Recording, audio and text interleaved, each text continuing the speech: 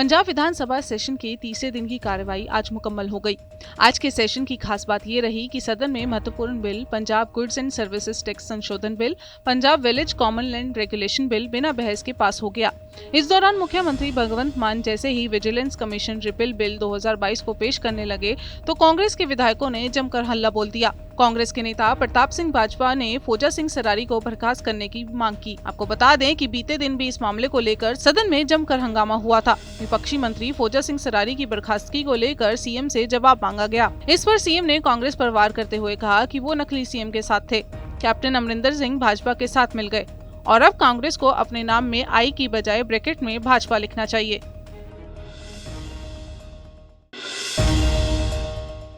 पंजाब विधानसभा session के तीसरे दिन पंजाब के प्रवक्ता अमन अरोड़ा ने भी कांग्रेस पर जमकर निशाना साधा।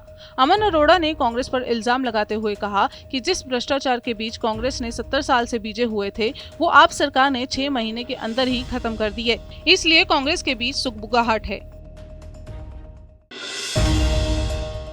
पंजाब में पीएफआई को बैन करने को लेकर पंजाब प्रदेश कांग्रेस अध्यक्ष अमरिंदर राजा सिंह वडिंग का अजीबोगरीब बयान आया है। उन्होंने कहा कि ये लोकतंत्र की हत्या है। वडिंग ने ये भी कहा कि इस देश में हर व्यक्ति को और हर ऑर्गेनाइजेशन को अपनी बात कहने का हक है, लेकिन जब भी कोई बोलता है तो सरकार कभी किसानों के ट्विटर अकाउंट को बंद कर देती है या अपने खिलाफ बोलने वालों के ट्विटर अकाउंट को बंद कर दिया जाता है। इसलिए राहुल गांधी को भारत जोड़ो यात्रा शुरू करनी पड़ी। दिल्ली के मुख्यमंत्री और आम आदमी पार्टी के संयोजक अरविंद केजरीवाल ने आज ट्वीट कर आशंका जताई कि उनकी पार्टी के राज्यसभा सांसद और गुजरात के सह प्रभारी राघव चड्ढा को भी केंद्र सरकार गिरफ्तार करवा सकती है। अरविंद केजरीवाल ने शुक्रवार को एक ट्वीट में कहा कि जब से राघव चड्ढा को गुजरात का सह प्रभारी नियुक्त किया गया है, उन्होंने गुजरात में चुनाव प्रचार के लिए जाना चालू किया है। अब हम सुन रहे हैं कि राघव चड्ढा को भी ये लोग गिरफ्तार करेंगे।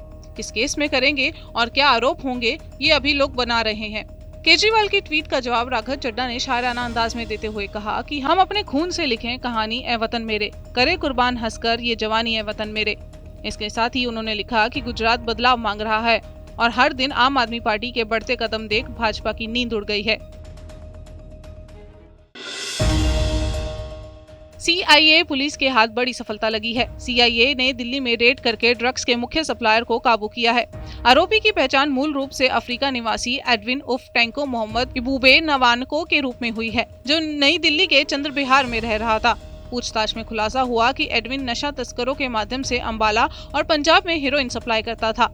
यह अफ्रीकन नशा तस्कर भारत में बिजनेस वीजा पर आया था। जांच में सामने आया है कि आरोपी एडविन वीजा खत्म होने के बाद से दिल्ली में अवैध रूप से रह रहा था। पुलिस ने आरोपी को कोर्ट में पेश करके 1 दिन की रिमांड पर लिया है। जनरल अनिल चौहान ने देश के दूसरे चीफ ऑफ डिफेंस का पदभार संभाल लिया।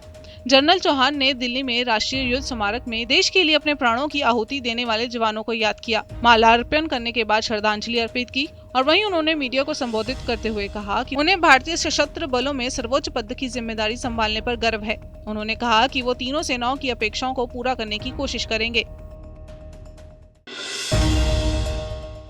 जम्मू कश्मीर के शोपियां और बारामूला में देर रात सुरक्षा बलों और आतंकियों के बीच मुठभेड़ हो गई।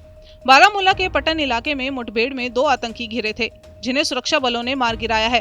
वहीं शोपियां जिले के चित्रगांव में सुरक्षा बलों ने पूरे इलाके को घेर लिया। दरअसल सुरक्षा बलों को देर रात सूचना मिली थी कि चित्रगांव में कुछ आतंकी एकत्र हैं। इसके बाद तलाशी अभियान चलाया गया। फिलहाल सर्च ऑपरेशन जारी है। आपको बता दें कि इससे पहले दक्षिण कश्मीर के कुलगांव में मंगलवार और सोमवार को भी 3 आतंकी मारे गए थे। कांग्रेस के अध्यक्ष पद के लिए आज नामांकन है, जिसे लेकर कांग्रेस में उठापटक हो रही है। इस पर हरियाणा के गृह मंत्री अनिल विज ने तंज कसा और कहा कि ये कांग्रेस की भीतरी लड़ाई है। वे किसे अध्यक्ष बनाते हैं, हमें उससे कुछ लेना देना नहीं है। हमें बस इतना मालूम है जो कुछ भी हो रहा है ये खुद करवा रहे हैं, जैसे इन्होंने राजस्थान का करवाया। वहीं G23 के नेता बैठकें कर रहे हैं, उसे लेकर भी विज ने तंज कसा और कहा कि G23 के नेताओं में दमखम नहीं रहा, वो चले हुए कारतूस हैं। उनके मन में नाराजगी तो है, लेकिन नाराजगी को व्यक्त करने की ताकत नहीं है। जम्मू संभाग के उधमपुर में हुए 2 ब्लास्ट के बाद आने वाली 4 तारीख को गृह मंत्री अमित शाह जम्मू कश्मीर के दौरे पर आने वाले हैं। वहीं सुरक्षा को चाक चौबंद कर दिया गया है और जम्मू के संवेदनशील इलाके, रेलवे, बस स्टैंड और भीड़भाड़ वाले इलाकों में जम्मू कश्मीर पुलिस अपनी पैनी नजर रख रही है। खास तौर पर बस स्टैंड और रेलवे स्टेशन पर गश्त लगाई जा रही है। जम्मू कश्मीर पुलिस की स्पेशल ऑपरेशन ग्रुप और डॉग यूनिट की भी मदद ले रही है और हर एक वाहन की जम्मू बस स्टैंड पर चेकिंग की जा रही है और हर आने जाने वाले पर पैनी नजर रखी जा रही है।